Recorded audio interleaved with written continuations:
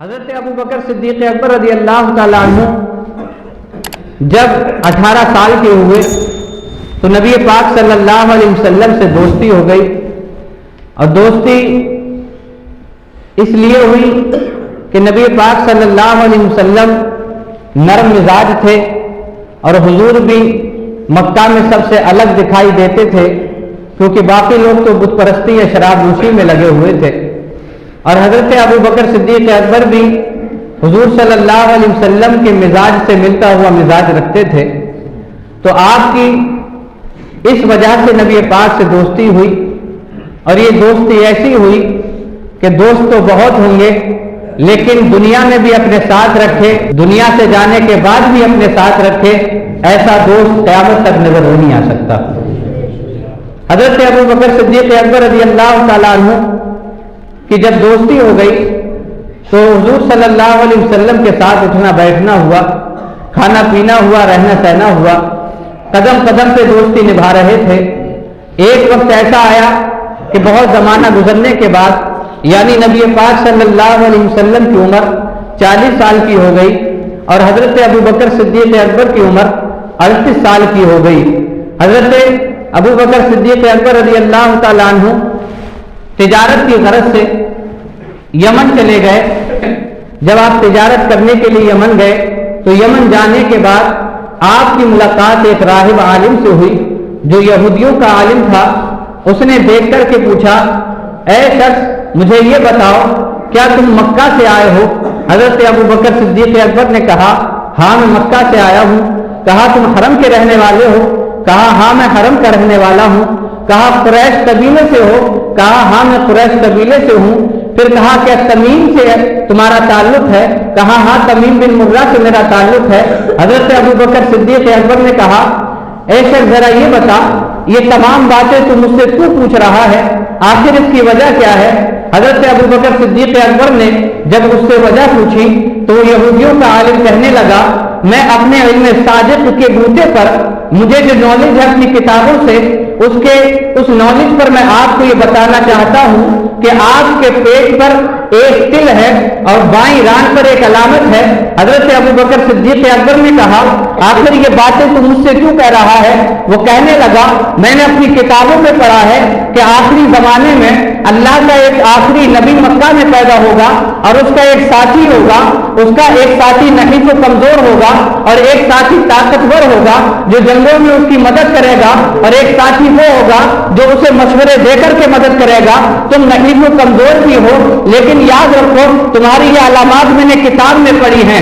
حضرت صدیق اکبر نے جب اتنا سنا تو راہب نے کہا اب تم اپنے پیٹ سے قمیص کو ہٹاؤ، میں وہ علامت دیکھنا چاہ رہا ہوں۔ حضرت صدیق اکبر نے قمیص ہٹائی تو راہب نے وہ تل دکھا دیا، کہا دیکھو تمہارے پیٹ پر تل بنا ہوا ہے، یہ اللہ کے آخری نبی کے ساتھی کی علامت ہے۔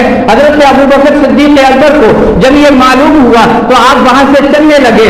راہب نے کہا رکو صاحب ذرا مجھ سے کچھ اشعار سنتے چلے جاؤ۔ وہ راہب نے اشعار بھی سنائے۔ حضرت ابو بکر صدیق اکبر تجارت فائنل کر کے تجارت مکمل کر کے جب مکہ کی سرزمین پہ لوٹے ہیں تو مکہ کی سرزمین میں جب آئے ہیں تو کفار میں کھلبلی مچ چکی ہے۔ ادھر ابو جہل و تبا و شیبہ مارے پھر رہے ہیں کہ ہاں یہ مکہ میں کیا ہو گیا۔ جب حضرت ابو بکر واپس آئے تو ابو جہل دوڑتا ہوا کہا ابو بکر کیا تمہیں پتا ہے تمہارے ساتھی نے کتنا بڑا عجوبہ کر دیا؟ حضرت ابو بکر صدیق اکبر کہنے لگے مجھے بتاؤ بات کیا ہے؟ ابو جہل کہنے لگا ذرا دیکھو تو تمہارے ساتھی نے نبوت کا دعویٰ کر دیا ہے اور وہ کہتے ہیں کہ وہ اللہ کے نبی ہیں، اللہ کے رسول بن کر کے آئے ہیں۔ حضرت ابو بکر صدیق اکبر فرماتے ہیں میں نے ان لوگوں کو بات کر کے وہاں سے ٹال دیا اور میں نے کہا تم جاؤ میں پوچھ لوں گا۔ حضرت ابو بکر صدیق اکبر جو ہی نبی پاک کی بارگاہ میں پہنچے اور پہنچنے کے بعد عرض کرنے لگے اے محمد میرے ساتھی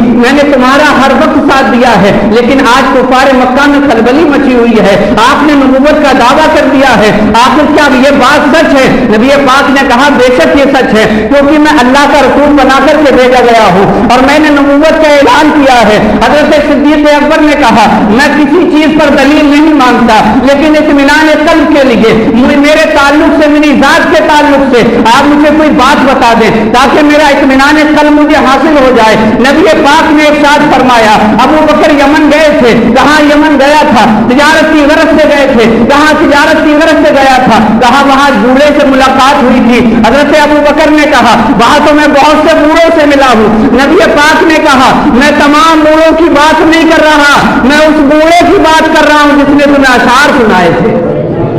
حضرت ابو بکر صدیق اکبر نے جب یہ بات سنی کہا یہ بات تو سچ ہے، اس نے اشعار سنائے تھے، یہ میں جانتا ہوں یا وہ جانتا ہے، لیکن آپ کو کیسے پتا چلا؟ نبی پاک نے ارشاد فرمایا ابو بکر اللہ نے مجھے نبی بنا کر کے بھیجا ہے، جو فرشتہ غیب کی خبریں پہلے انبیاء کے پاس لاتا تھا وہی فرشتہ غیب کی خبریں میرے پاس لے کر کے آتا ہے۔ حضرت ابو بکر صدیق اکبر رضی اللہ تعالیٰ عنہ نے جب یہ سنا نبی پاک کی بارگاہ میں عرض کیا یا رسول اللہ مجھے کلمہ پڑھائیے اور مسلمان کر لیجیے۔ نبی پاک ارشاد فرماتے ہیں کہ جس پر بھی میں نے اسلام پیش کیا، جسے بھی میں نے اسلام کی دعوت دی تو سب نے تردد کیا، دلیلیں مانگی، مجھ سے ثبوت مانگے، لیکن ایک ابو بکر کی ذات ہے جس نے مجھ سے دلیلیں نہیں مانگی بلکہ صرف اطمینان قلبی کی بات کی، اور میں نے جب اس پر اسلام پیش کیا تو اس نے بلا تردد اسلام قبول کر لیا۔